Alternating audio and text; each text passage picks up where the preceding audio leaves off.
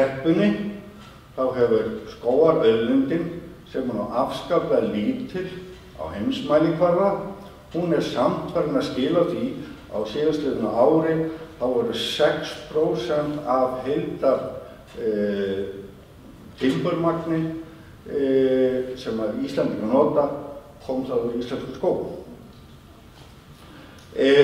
Og svo er ég bara að minna á það að við erum ekkert eini þessari vegferð. Það kom líka fram í upphafserindum í morgun að Danir stóðu í sömu sporum og við fyrir 200 árum síðan. Írar stóðu í sömu sporum og við fyrir 100 árum síðan. Bæði þessi lönd telja í dag heita flatarmál skóga landanna 15%.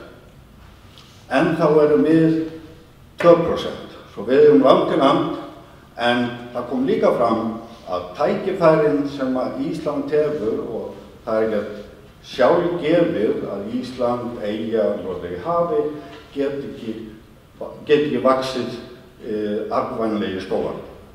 En það voru bara orð að takka fyrir að þessi dagur skuli tileinkaður ári skóga. Já, komið sæl, ég þessi skógarbóndi sem hann Jón Loftsson nefndi og tók að mér það verkefni að halda þessu utanum áskóga, fjölda áskóga á Íslandi.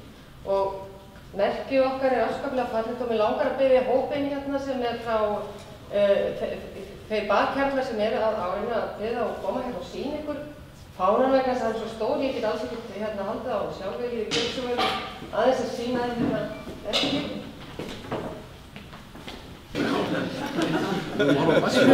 Það allt til að hafa spegilskrift sem það á við, en þetta fallega svona.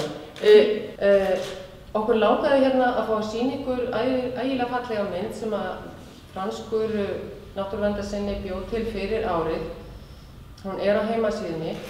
Ráðherra, má ég byrja þig að gjöra svo vel opna heimasíðunni.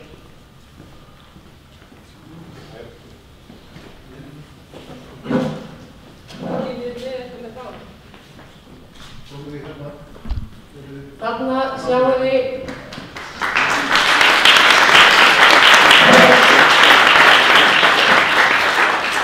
Ég ætla ekki að hafa þetta lengra, bara takk fyrir tækifærið og takk fyrir umhverfisráðuneytið að tileinka daginn alþjóðlega ári skóga. Við skulum standa saman sem flest. Mér langar rétt að nefna það að því að samstaða og þessi hópur stendur fyrir fjölbreyttan hóp sem stendur saman og vil gera sitt besta af þessu ári. Það langar mér líka aðeins að fá að nefna það að alþjóðlega ári skóga hefur líka hafið samstarf við Grænan apríl og ef við hefum fengið fallegt kort heim til ykkar og tekið eftir því á sumardaginn fyrsta, þá var þær kveðja og vináttukveðja og hvort þess að rækta vináttuna. Og alþjóðlega ári skóga og Grænan apríl komum saman og sendum þetta kort út. Og við ætlum líka að byrja því að rækta aprílskóga núna á síðasta degi þessa mánaðarins og þegar ég eftir að heyra meira hví á næstunni og það kemur alveg inn á þessi ráðherra nefndi að efla birkiskóga á Íslandi líka. Við erum að tala um alla skóga, birkiskóga, ræktaða skóga og óræktaða skóga. Takk kærlega. Hulda, komdu. Þetta er svona på bakken. Nei, ég er ekkert hvað ég á.